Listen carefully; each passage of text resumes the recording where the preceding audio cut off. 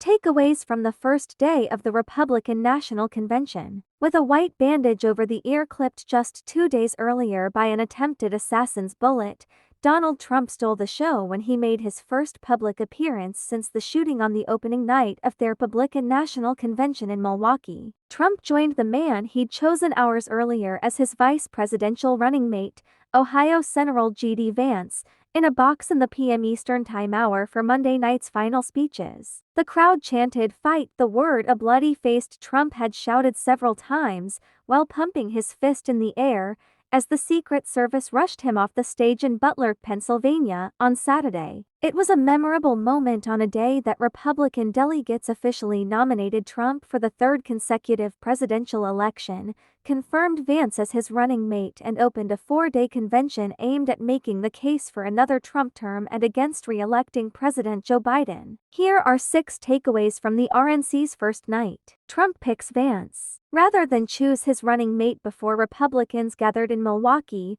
Trump wanted an element of surprise at this year's convention, and he got it, keeping the sweepstakes guessing game alive until Monday afternoon. Trump called Vance 20 minutes before he announced he'd chosen the Ohio senator on Truth Social.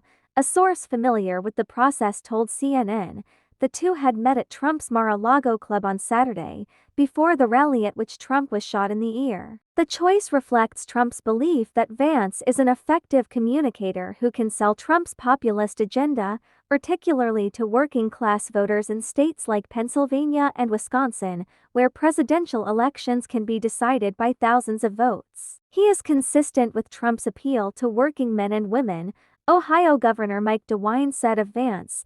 Also, someone who shares his desire to expand the base of the Republican Party. Vance now vs. Vance then. Vance is something of a double-edged sword for Republicans, who are betting on his ability to communicate Trump's message, but will have to contend with the senator's own history. Prior to running for his Senate seat in 2022, Vance was a venture capitalist, political commentator, and the author of the best-selling memoir Hillbilly Elegy.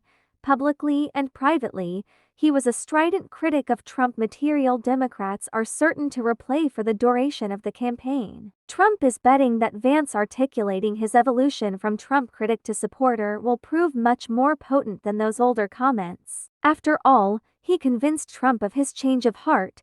The former president's endorsement is what propelled Vance to victory in a crowded Republican primary in Ohio's 2022 Senate race. VP also rans get their moments. The Vance pick was Monday's big news, but delegates and convention watchers heard from several other Republicans who Trump considered for the vice presidential nod as well. They praised Trump, and some seemed to do so with one eye on 2028. South Dakota Governor Kristi Noem bragged that she'd implemented virtually no business restrictions during the height of the coronavirus pandemic. President Trump honored the Constitution.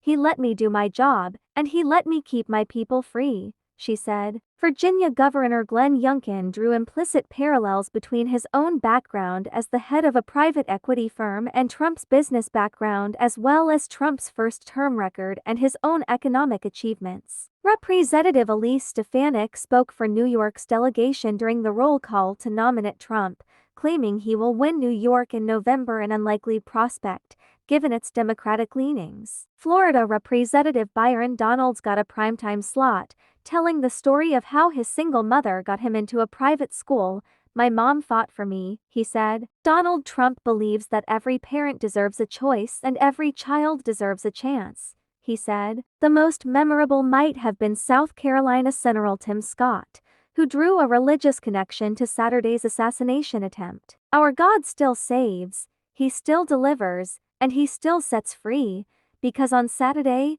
the devil came to Pennsylvania holding a rifle, but an American lion got back up on his feet and he roared," Scott said. Teamsters president pushes worker-friendly agenda. The strangest thing about the speech delivered in prime time by Sean O'Brien, the International Brotherhood of Teamsters president, was that it happened at a Republican convention. Labor unions have long overwhelmingly supported